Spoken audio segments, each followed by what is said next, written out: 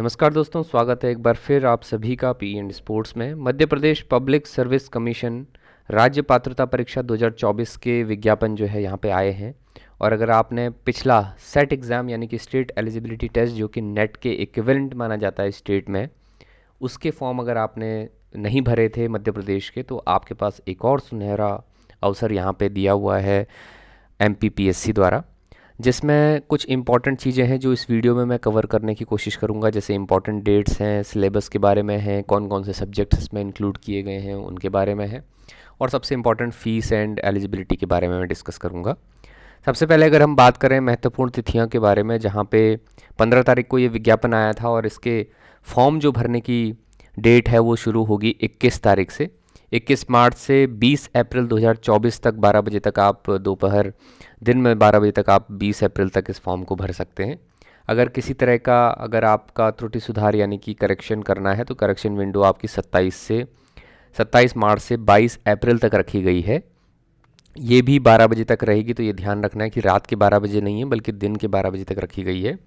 उसके अलावा मैं आपसे एक रिक्वेस्ट करूंगा कि आपको जो है बिल्कुल भी विलंब शुल्क के साथ नहीं जाना है, यानी कि जो लेट फ़ी है उसमें नहीं जाना है, क्योंकि लेट फ़ी यहाँ पे बहुत ज़्यादा रखी है, वो आप यहाँ पे देख सकते हैं।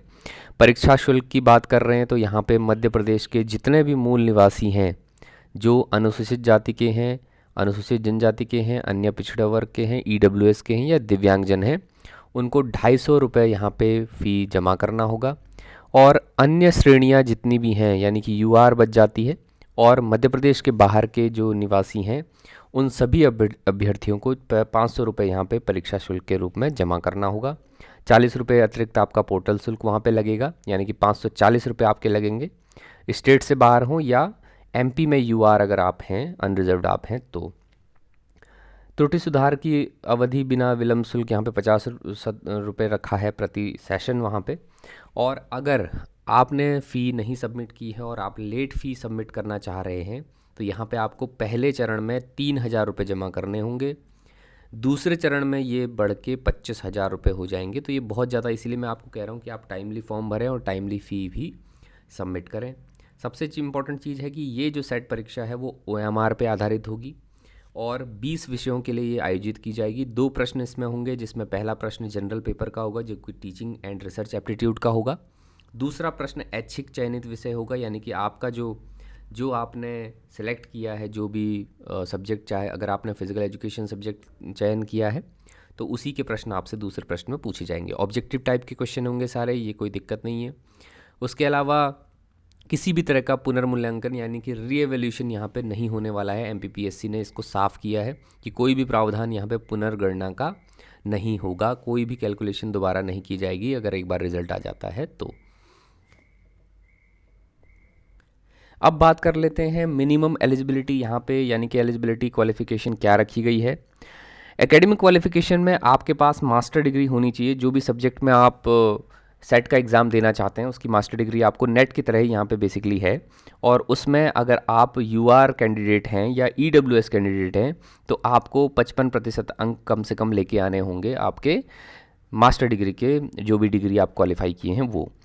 अब सवाल ये आता है कि जो लोग मास्टर डिग्री में हैं, जैसे MPEd अगर आप कर रहे हैं फिजिकल एजुकेशन में और आपका 3rd सेमेस्टर चल रहा है या 2nd ईयर चल रहा है, लास्ट ईयर चल रहा है, तो क्या आप फॉर्म भर सकते हैं? तो फॉर्म आप भर सकते हैं, कोई इशू यहाँ पे नहीं होगा, उसके लिए आप एलिजिबल होंगे। लेकिन जैसे ही आप सेट एग्ज़ाम क्वालिफाई करेंगे, उसके कुछ जो उस सेट एग्ज़ाम के सर्टिफिकेट का जो एक तरह से एक्सपायरी डेट होगा, उसमें आपको एक्सपायरी तो नहीं कहेंगे उसे, एक तरह से उसके 2 साल, जब वो रिलीज़ होगा उसके 2 साल में आपको अपना मास्टर डिग्री कंप्लीट हुआ होना चाहिए। यानी कि आपको अपना 3rd सेमेस्टर के बाद 1 साल के अंदर, यहाँ पे नेट की तरह नहीं होगा बल्कि सेट का थोड़ा सा डिफरेंट चीज़ है, क्योंकि आपको 3rd सेमेस्टर से ही यहाँ पे फॉर्म भरने के लिए एक तरह से एलिजिबल माना गया है।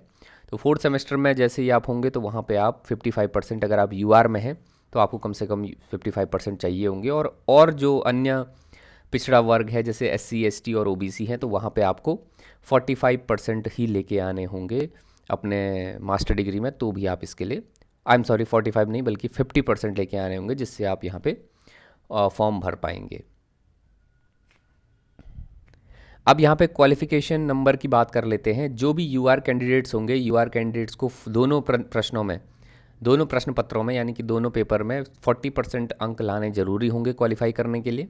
और जो अन्य जितने भी बची जातियां हैं, जैसे हम SC ST OBC की बात करें या दिव्यांगजन की बात करें, तो वहाँ पे 35% अंक कम से कम आपको लाने होंगे। लेकिन दोस्तों आप ये समझिए कि 35% अंक लाने से या 40% अंक लाने से आपका क्वालिफिकेशन पक्का नहीं होगा, सेट एग्ज़ाम आप क्वालिफाई नहीं करेंगे, बल्कि आप उस लिस्ट में आ जाएंगे जहाँ पे आप मेरिट के लिए आपको कंसिडर किया जाएगा। टॉप 6% जो हम कहते हैं, जैसे नेट के एग्ज़ाम में हम टॉप 6% कहा जाता है, तो ऐसे यहाँ पे भी है कि जितने लोग क्वालिफाई करेंगे उसका कुछ प्रतिशत जो है वो क्वालिफाई करा जाएगा। अब अगर हम बात करें कौन कौन से शहरों में ये परीक्षा आयोजित की जाएगी, तो मध्य प्रदेश के सारे यहाँ पे शहर हैं, उसके अलावा कोई भी ऐसा शहर नहीं है जो बाहर आउट ऑफ MP हो। तो उसमें इंदौर, भोपाल, ग्वालियर, जबलपुर, रीवा, सतना, सागर, उज्जैन, नर्मदापुरम, शहडोल, खरगोन और रतलाम, ये 12 शहर हैं जिसमें आप अपने एग्ज़ामिनेशन सेंटर को चूज़ कर सकते हो। लेकिन एक शर्त यहाँ पे रखी गई है कि अगर 100 से कम अभ्यर्थी किसी भी सेंटर में होते हैं तो उसको ज़िले स्तर पे या किसी भी अन्य जो नज़दीकी जो सेंटर होगा उसमें उन सारे कैंडिडेट्स को मर्ज कर दिया जाएगा।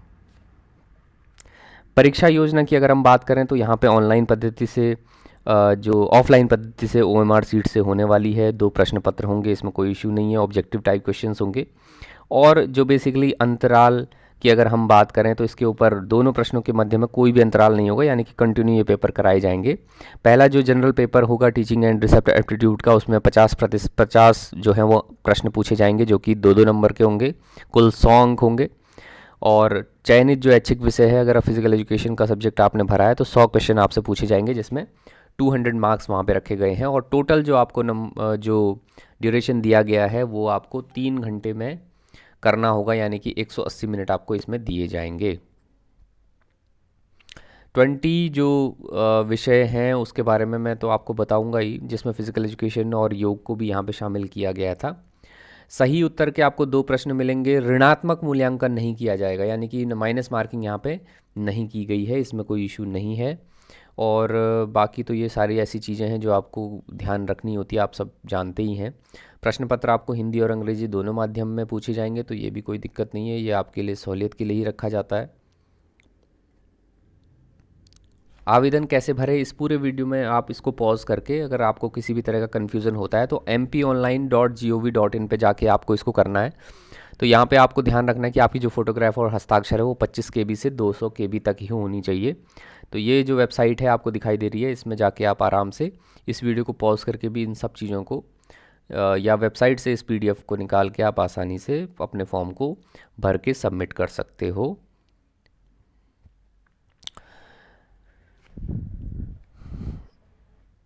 फिजिकल एजुकेशन के अलावा अन्य कौन से पेपर हैं यहाँ पे आप देख सकते हैं, जैसे पहला केमिकल साइंसेज है। ऐसे पूरे 20 जो विषय हैं वो अलग अलग, commerce, economics, English, geography, Hindi, history, home science, law, librarian, information science, life sciences में बहुत सारे सब डिवीज़न किए हुए हैं। मैथमेटिकल साइंसेज है, फिलोसफी है, फिजिकल एजुकेशन अलग से रखा गया है, फिजिकल साइंसेज है, पॉलिटिकल साइंस है, साइकोलॉजी है, संस्कृत है, सोशियोलॉजी और योग को यहाँ पे शामिल किया गया है। तो पोस्ट ग्रेजुएशन डिग्री कौन सी चाहिए, अगर मैं 7वें और 8वें नंबर की बात करूँ तो MPES या MPEd जो हो नॉर्मली चलता है, उसमें मास्टर डिग्री में आपको फिजिकल एजुकेशन के सब्जेक्ट के लिए एलिजिबिलिटी में आएगा। जो इस सब्जेक्ट का सिलेबस होगा वो आपको ऑलरेडी जो है वो वेबसाइट पे मिल जाएगा। और इसमें जैसे लिखा भी है कि MP state eligibility test syllabus as per UGC and CSIR guidelines होगा। तो फिजिकल एजुकेशन में तो जनरली UGC जो ही कंडक्ट करता है, तो वहाँ पे आपको सिलेबस भी आसानी से मिल जाएगा। थोड़ा सा डिफरेंट है सिलेबस, तो नेट के हिसाब से भी आप प्रिपरेशन कर सकते हैं, लेकिन थोड़ा सा डिफरेंटली आपको MP के हिसाब से भी आपको करना होगा। तो ये सारी तमाम चीज़ें MP सेट 2024 के लिए इंपॉर्टेंट चीज़ें थी जो मुझे लगा कि इस वीडियो में आपको मुझे बताना चाहिए। और भी कोई आपका डाउट हो, कोई किसी भी तरह की संदेह हो इस फॉर्म को लेके या इस सेट परीक्षा को लेके, या तैयारी से रिलेटेड भी अगर आप कोई डिमांड करना चाहते हैं तो आप ज़रूर हमें कमेंट बॉक्स में लिखें। फिलहाल इस वीडियो में इतना ही, आगे भी इसी तरह से जुड़ते रहेंगे। बहुत बहुत धन्यवाद।